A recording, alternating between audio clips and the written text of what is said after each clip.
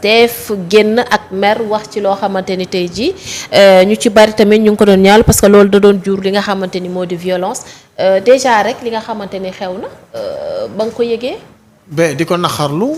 di masawu vraiment les victimes di masawu aussi njabootu Pastef gépp parce que li ma yàgg wax rek mooy que la violence c'est l'arme des faibles parce que yaakaar naa ne tey jii bu nit ki nekkee ci activité am yow nga nekk fële làqatu wut say gros bras commandité leen pour nu dal ci ay nit boobu yow da ngaa faible parce que nit looy def di làqatu rek xamal ne faiblesse mu ngi ca biir et lii gënoon mooy que booy def dara nga jàkkaarloo ni nga koy defal s'il le faut nga wax leen sax damay ñëw ñoom ñu waajal la bu boobaa ñu xam moo tax ma ne c'est l'arme des faibles et c'est très dommage parce que campagne bi vraiment à part détail yooyu. campagne bi neex na.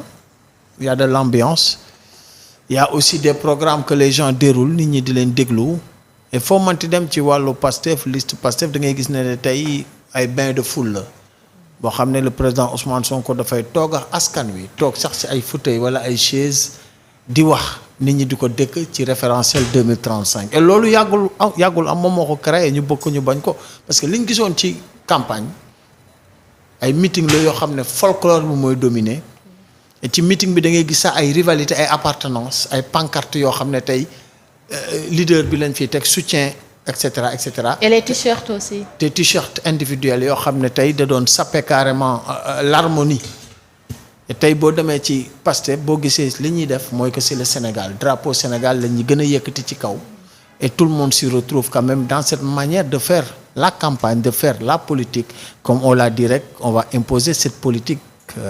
La manière de faire la politique autrement. D'accord mais biir boobu bi mu amee ñu gis ni moom Ousmane Sonko yëkkati na ay kàddu fayantoo. du kàddu fayantoo. en réalité moi j'ai beaucoup salué quand même posture bi nga xam ne Pastef am na ko. pourquoi parce que nag attaqué na leen 4 fois. attaqué leen 4 fois.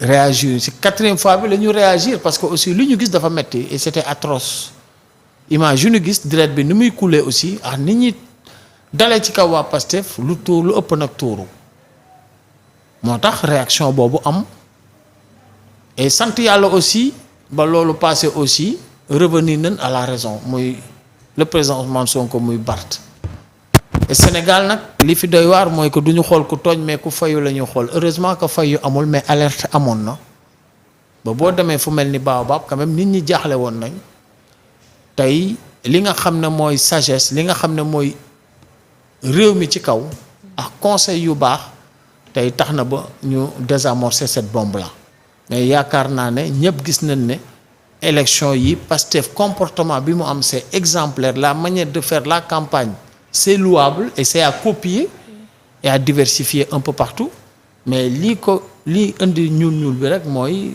ces attaques yoo xam ne ñu ngi ko koy attaquer te tey jii wax nañ ko borom caq du xeexa borom baatu neen. Exactement. Au-delà de Ousmane Sonko qui est actuellement le président de Pastef mais tête de liste de Pastef qui est sur le terrain ne confondons pas. Ce n'est pas le premier ministre. Les gens ont fait beaucoup de surenchères. Alors le premier ministre wala kooku noonu nga wax ni dañ koy confondre taxaw naan l'état est faible aussi tamit peut-être mën nañu am ci beneen jàngat. Très bien alors quand on fait une analyse approfondie qui parle c'est le candidat la tête de liste Ousmane Sonko tête de liste de Pastef qui parle qui s'adresse à son président de la République parce que à cet instant T ou bien durant toute la campagne ce n'est pas le premier ministre c'est le citoyen Ousmane Sonko président de Pastef tête de liste qui s'adresse à son président qui s'adresse à son ministre de l'Intérieur qui doit assurer quand même la sécurité qui s'adresse au ministre de la Justice parce que 4 fois ñu ngi attaqué caravanam et gisuñu benn dogal benn sanction ne confondons pas les rôles maintenant nag les politiciens c'est néopoliticards et c'est féodo-politicards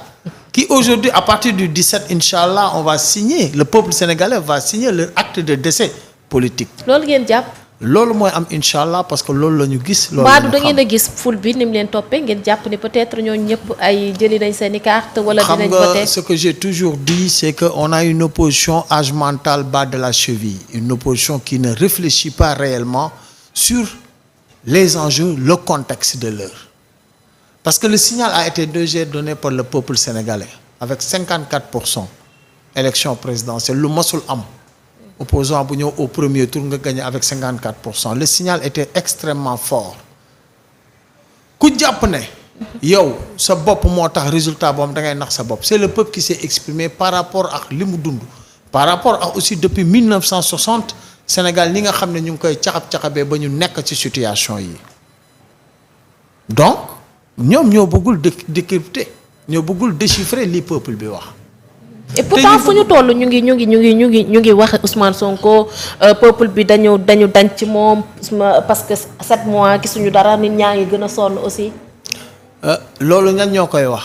politique. mooy les néopoliticards ndax les féodaux-politiques parce que en réalité ils n'ont pas compris que aujourd'hui ñoom ils s'attaquent à Ousmane Sonko intitut personnel la personne de Ousmane Sonko qui les dérange.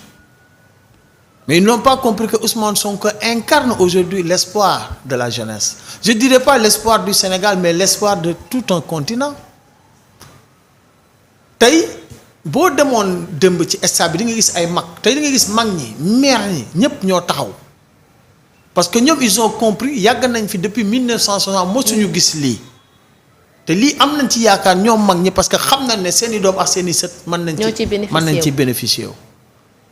moo tax ma ne nos politicards là ils n'ont pas compris que Ousmane Sonko incarne l'espoir de tout un continent, incarne aujourd'hui une autre manière de faire la politique en faisant le don de soi, en mettant en exergue l'intérêt de la nation ou l'intérêt du continent que ngay mettre en exergue yow sa propre intérêt. Or ces néopoliticards ces féodaux-politicards seen bopp la ñu jiital que réew mi. parce que gis nga tey coalition yi dañu tëddee ay coalition suppu kànja yàgg naa ko wax coalition yoo xam ne tey ji ku la yeewoon 3 heures du matin ne ñii dinañ ànd doo ko gëm ñooñu depuis ñenn ñi depuis 1960 la ñenn ñi depuis 24 ans ñoo téye réew mi ñu jox leen les pleins pouvoirs jox leen lépp defuñu fi dara lu dul sëngeemal réew mi ñooñu nag ñoo boolewaat malgré seen reyante bu metti bañ fi amoon. Je prends l'exemple de l'APR et du PDS. Si aujourd'hui le PDS tey amatul tànk mu ngi raam wala mu ngi bërëngu parce que mënatul dox c'est le président Macky Sall moo rey PDS. moo wàññi doole PDS moo tas PDS moo jël ki nga xam ne mooy seen njiit exilé ko ba mu nekk un candidat WhatsApp. Et aujourd'hui le président Macky Sall est devenu aussi lui-même candidat WhatsApp moo tax en politique. wala corps de métier bu mu mënti doon. loo mënti di def rek ne rafet. bu rafetee rek da nga doo xat aujourd'hui le président Macky Sall dafa xat Sénégal te dafa ragal ñëw Sénégal. parce que li mu jaay sénégalais yi baaxul. politique bi nga doon wax nga ni moom moo fi doon am moom lañ doon gis ci politique yi nga xamante ne surtout ñu nekk fii. tey jii est-ce que du ci loolu noonu moo tax tey ñuy gis à chaque fois ñuy attaquer waa PASTEF parce que peut-être changement bi ñu bëgg wala sax bi ñuy incarner moom moo amagul ba tey ci beneen boor bi comme ni nga koy waxee. mooy li ma wax.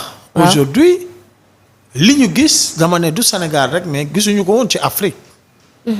cette façon révolution bi am nga xam ne les gens aujourd'hui sont prêts à se sacrifier non pas pour nous on l'a dit et je l'ai toujours dit un peu partout que tey jii pour réewu tubaab bi ñoo ñu gënoon a sonn mais tey buñ ci génnee tey y a des générations qui se sont sacrifiées et aujourd'hui c'est la nôtre qui est en train de se sacrifier pour que suñu doom bi mën a jaar suñu kaw pour tekki te loolu parce que on est dans un pays immensément riche tey. Aujourd'hui ñii toog di wax naan 7 mois c'est la surenchère gars yi bu ñu fi toogee tey 5 mois la 6 mois la. bi ñu commencé exercer boo ko xoolee commencé ñu dëggantaan réellement di exercer lu ñu bëgg balaa ñu koy def dëggantaan tey ñu am majorité parce que nit ku ne tey booy daw ñaari tànk ngay dawee. booy dox ñaari tànk benn tànk mooy exécutif jox nañ ko tey législative. muy deuxième tànk bi tey la ñuy joxe pour que quand même mbir mi mën a dem Sénégal mën a dox wala mu mën a daw parce que dañu yónni yàkkamti. mi ngi noonu alors surtout ci li nga xamante ni moo di campagne bi ba tey ñu gis ni jël nañu ndogal wala sax ki nga xamante ni moo di waa sàmm sa kàddu. ñàkk sàmm sa kàddu c'est la coalition ñàkk sàmm seen kàddu moo leen tax ñu nekk ci situation bi nekk. ci ban fànn. parce que bu ñu sàmmoon seen kàddu tey ñoom ñoo waroon nekk cañon. ou sookul ñi nga xam ne ñooy transformer réew mi parce que loolu la ñu waxante woon ci kuréel yi ñu bokkoon lu mel ni F24. ce qu'on avait toujours prôné à l'intérieur ñàgg ko wax mooy que yàlla dimbali ñu jàppale ñu ba un anti-système parmi nos candidats gagné réew mi. mais ñun seen sàmm sa kàddu boobu noonu Guèye biñ koy wax dañ ko jël par rapport ak li nga xamante ni moom la Ousmane Sonko di doxee parce que ñoom dañu jàpp ni moom sàmmul kàddoom. ban kàddu la sàmmul gis nga ñoom dañuy nax ñun dañ sa nekkoon xam man may organiser mbir yi même plénière yëpp maa koy organiser. di organiser li nga xam ne mooy manifestation yi di toog dégg ku nekk la nga doon wax ban kàddu la sàmmul ba tey jii du kenn ku la mën a taxaw nekk sàmmul bi kàddu parce que yi lay wax yépp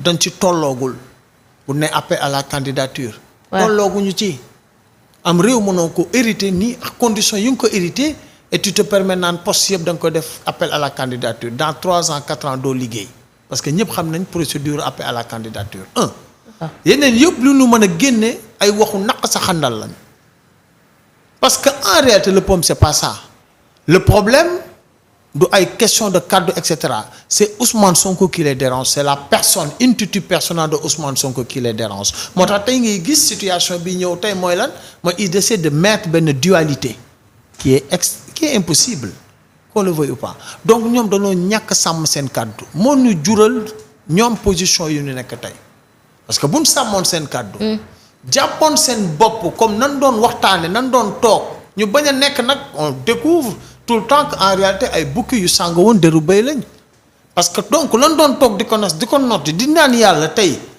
ki ñuy xeexal nga xam ne dañ ko jox doole jëpp mu jóge fi te bu fi jógee yàlla na fi yàlla teg un anti-système noonu lañ ko doon waxee te yaakaar naa yàlla bu ñu fekkee ci loolu bu fekkee ne réew mi rek moo leen tax a jóg du seen bopp tey ñoo waroon nekk les socles quand même de ñiy téye réew mi transformation ñàkk sàmm seen kàddu moo tax la ñu waxante woon yépp signé ko ñoom dañ ko wormaalul dañu trahir li nga xam ne wax ay na responsable ay kilifaam jëloon leen ay engagement respecté ñu ko et pourtant duñ ko wax maintenant dañuy naxante nag boole seeni doole ñoom nax peuple sénégalais ne ñàkk sàmm sa kàddu alors que ñoom ñoo sàmmul seen kàddu c'est ça la vérité. d'accord léegi ñoom sàmm sa kàddu comme ni nga koy waxee.